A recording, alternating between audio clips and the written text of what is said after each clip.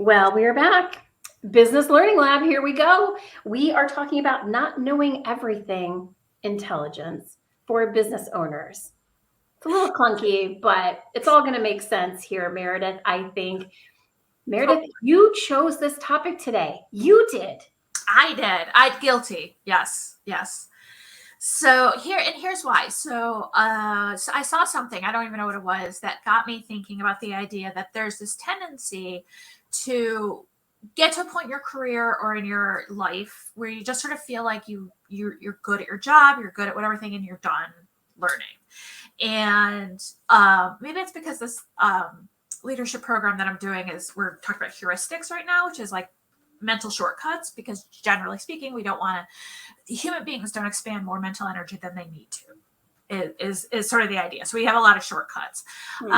But it's a very dangerous thing if you are in a leadership position. I think anywhere, like I think everybody should learn from it, but particularly if you're in a leadership position of a business, if you're independent in your career trajectory in any way,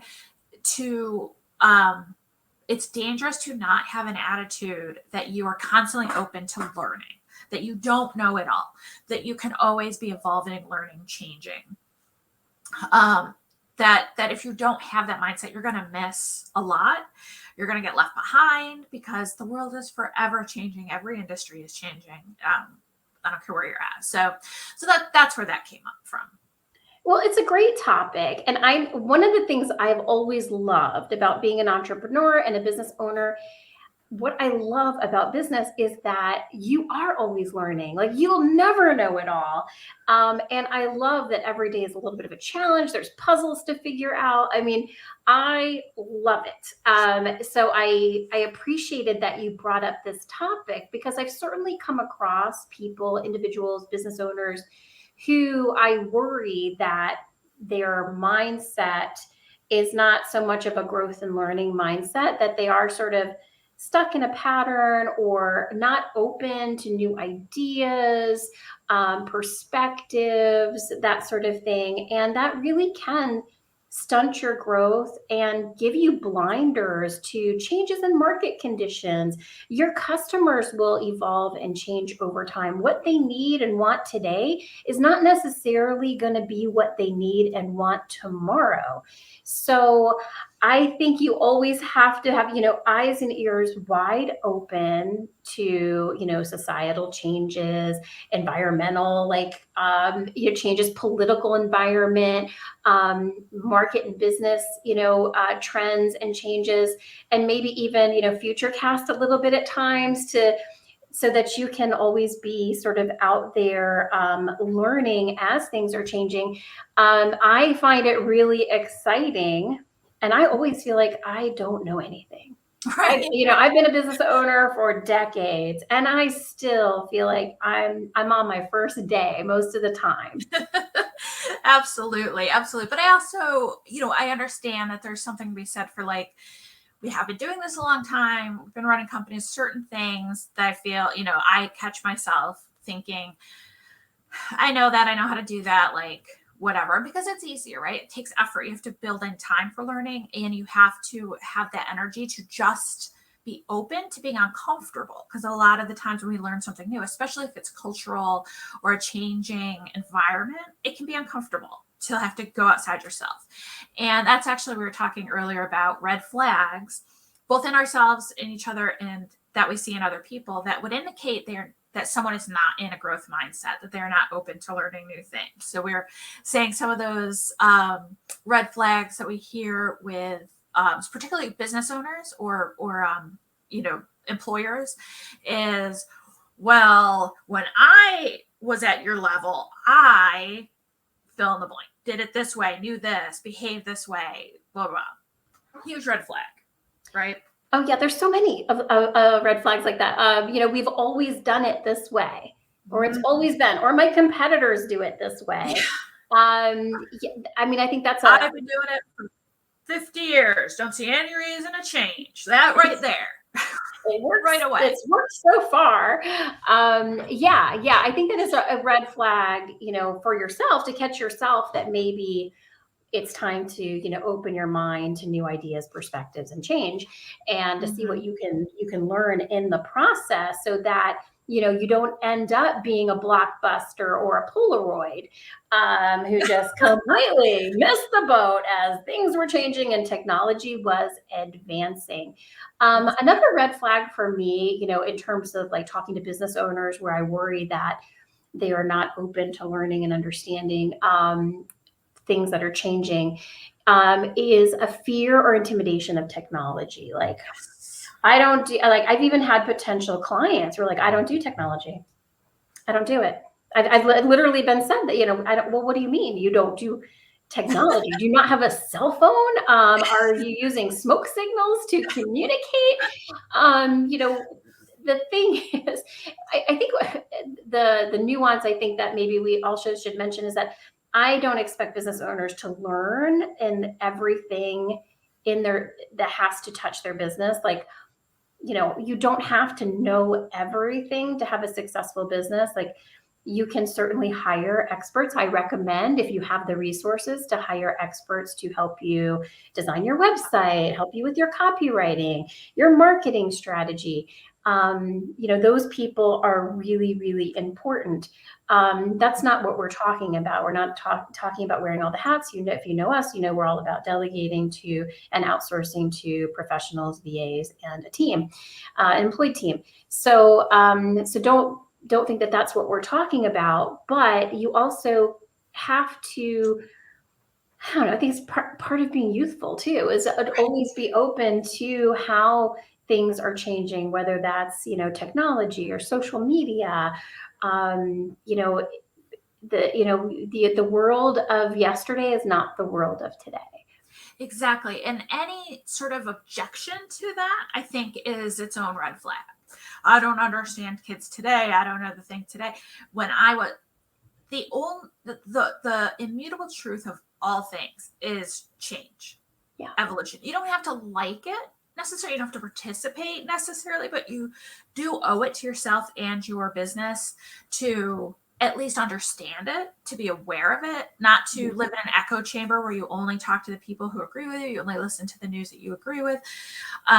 Read books, listen to podcasts, listen to books, talk to people who are not like you, because when you get that uncomfortable feeling, when you get that like, oh, yuck, I don't know, or I don't understand this is crazy, that's should be an indication to go a little further, to learn about it, at least to be educated in what you are rejecting. And, and go ahead. If you want to live a technology free life, more power to you, but you're not going to be very successful with a virtual assistant. That's, that's the choices you're going to make. Go live off the grid, and that's totally fine. But you're going to struggle if you also want to have a virtual assistant. That's just the nature of life. And you don't have to have a virtual assistant. You don't have to have Zoom meetings. Mm-hmm. Anything you don't want to do, but you don't get to have it both ways either. Which is sort of like you said, that the discovery calls where they're like, I don't want to have a Zoom call, I don't want to have technology, and it's like, then we're not even gonna bother with this, because this is going to be a very, very challenging relationship for everybody. Yeah, absolutely. Well, I remember, my very first business, we were on the cusp of the internet, right? So when I started my business, there was no such thing as email or websites. But by the time I sold that business had a, website, email. We were, starting to surf the internet a little bit. So that change was really significant at that time, because we went from client communications that were entirely on the phone, to transitioning to client communications over email. And I could foresee that if I was resistant to that and was like, no way, we like to talk on the phone here, this business. Even though everyone else was adopting this new ability to communicate asynchronously, and we would have been out of business in short order, because our competitors were adopting and changing with the times. So, that's way back when, what, 30 years ago or so. But there are even more significant changes happening Mhm. now with Absolutely. Chat GPT and AI, and these things are coming at us fast and furiously. And we could bury our heads in the sand as business owners and be like, Mhm. that's scary. Or we could say, hey, what is this all about? What does it mean for my business? I've already been playing around with AI that is now I'm starting to see it implemented in our day-to-day tools that we use for our business. Canva has an AI component now, and it's amazing. And it Mhm. makes creating and generating content a little easier and faster. I'm all about it. Yeah, I love absolutely. it. Yeah. Absolutely. It's going to help us work more efficiently. It's going to help us work, which means saving money and moving forward. The other piece of it, too, in terms of leadership, and it's a little less clear cut, but understanding who is your workforce. And if you're getting to a certain age, then chances are, as the leader or owner of a company, chances are there's a pretty big gap, a pretty big generational gap between you and your employees, especially incoming employees. And that can create all kinds of challenges because and I think we're seeing that where these industries that are constantly no one wants to work and we can't hire and there's nobody who wants to do things. Well, we don't have that problem in our companies. We have more people that want to work for us than we can necessarily bring on. We have very like zero turnover practically at this point, because we have built a workplace consciously and carefully that is what our team wants. It's a place they want to work. It's a place they feel good about working. They're telling their friends and family that, people are coming out of the word work to apply to work for us. And it's because we took the time to figure out, okay, these are all mostly women that are younger than us or different generation than us. And it's just going to keep in that trajectory the longer we are in business. So how do we build a place that they want to work? And it's very different than I mean, when I was their age, but virtual work wasn't even really a thing. In 2002, I was in graduate school talking about trends of the future and talking about telecommuting, which is what we used to call it, as this like potential future move that was going to revolutionize where we worked. And it was like at the cusp of the technology that would even allow it to be possible, let alone the mindset that would allow for it. And it was like this, like that kind of like thought work that you do in graduate school where you're like, this is crazy. But here we are, right? Yeah. So I was aware of it every step of the way because I had, dove into it in that period of time in graduate school. But like, you don't have to be in school to be thinking about these things, looking for these things and being ready for what's coming down the pike and setting yourself up to be nimble, to be ready to pivot, to be ready to anticipate changes in the market instead of just having to react to them. And that's where the rubber meets the road, right? Again, always comes down to business. How are we successful Yeah. in our businesses? And so, yeah, I would love a world in which everybody was like open-minded and ready for new ideas and stuff. But ultimately, it's going to help put money in your pocket. It's going to help your company stay stable and have longevity to embrace an open learning growth mindset. Yeah, absolutely. And I'll delicately bring up this point, but as a woman in my early 50s, just turned 53, I'm really cognizant of ageism and sort of how women who are my age are perceived, and there are some stereotypes, where we get invisible, like there's that piece of it. But sometimes I think we play a part in our own irrelevancy Hmm. by not being open to changing paradigms, and by open to learning, and getting comfortable in our worldview and in our skills as they are and our beliefs as they are.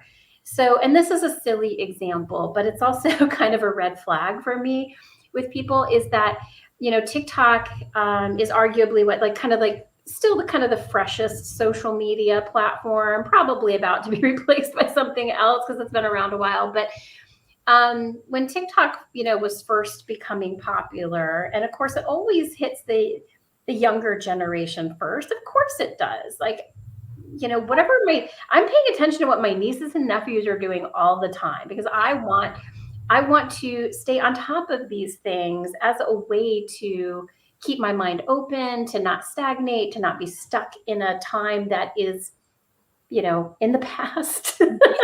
Probably should be in the past. So, when they started, using TikTok, I was curious. I'd heard it was just dancing and it was silly, but I was like, but it's a growing popularity. I heard Gary Vee talk about it. I was like, what is this about? So once I got into it, I was like, this is incredible. Like the way people are communicating, the communities, the information, the people that are doing the work in terms of social justice and political awareness and climate awareness, like the scientists, the historians, the journalists, Yes. and entertainers, are on TikTok, and it is a treasure trove of knowledge if you open your mind to it. Yeah. So when I hear people like, "Oh, that's for kids," and "Oh, that's only dancing," and they haven't spent any time Mm-hmm. like getting to know the platform. I think you said it earlier, Meredith, just not even knowing what they're against because they haven't taken the step to learn Yes. about it. Like if you get on TikTok and you spend some time and it's still not for you, great. It's not going to be for everybody. Yeah. But at least give it a chance, at least like figure out what this new thing is, learn about it. Maybe it can help your business. It Mm-hmm. certainly helped ours when it came time when we were looking to hire. It was TikTok that resulted in us receiving like 300 applications in one day, and Yeah. we are still getting a high volume of applications because of TikTok. Yeah. So that's how it helped us, and we didn't know it was going to be that successful, but because we were willing to learn about it and experiment, I think it really benefited us, Mm-hmm. because we were curious. That sort of like that natural curiosity kicked in, which I think is goes hand in hand with being able to like constantly be learning. Yeah, and I think it's a great example too of this trajectory of TikTok where it started as so like, what is this? Oh, it's kind of fun. Oh, this is interesting. Oh, I'm learning. How does it work for my business? And it doesn't work for our business the way it works for everybody's business. There are people like retail and small businesses and product-based shops where it's like been life changing. There Hmm. are people who just have a natural talent for storytelling. They have a natural talent for connecting with people, making people feel heard and seen, and they are earning a living off of it in a variety of ways. And I think that's fantastic. I think it's a whole new way of existing, but it makes sense that it exists. And I think the people who make their living as like an influencer earn every penny because it is not easy to create those kind of videos and that pace, and it's again like opening your mind to other ways to earn a living, other ways to be successful, other ways to interact with people, and that the value in it is real to that. And also just exploring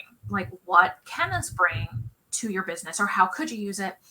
I'm, you know, it for us has been somewhat successful, again hugely successful in helping us find applicants that it's free, it's easy, it's fun to put the content out there, it's no problem. We find the right people, we have a much better culture match, I think, with the people who are applying, who are finding us through TikTok than we would if we were posting on Indeed or some of these other more traditional places, LinkedIn. But also, again, with the learning, I've chosen to learn how to do video editing. I've chosen to learn some of the philosophy, the reasons why some people's, accounts do better than others. Some people are building their business. Like I'm looking at it as a learning opportunity, as a case study, which Hmm. is fun and it's interesting. And there's way less fun ways to learn for sure. But it's also a really fast way to get information, news, connect, all that kind of stuff. So Yeah. it's every time still I see TikTok and so many people are it's just an example. It doesn't have to be for you. But that is just one application of having Yeah, absolutely. And I'm not perfect. There are times where I will catch myself, closing my mind like, oh, I don't want Yep. to learn that, or I'm not interested, or, you know, Yeah. that's too shiny new for me. I That's will catch weird. myself because it's easy. It's takes a lot less effort to just stick with what you know so Mhm. far. Yes.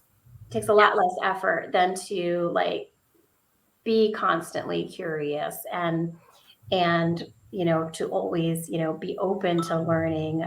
That takes a little bit more effort, and you have to like be very intentional and cognizant of that, and particularly when you find your mind shutting down Yes. or closing off to something, that's probably the time when you really need to do the opposite.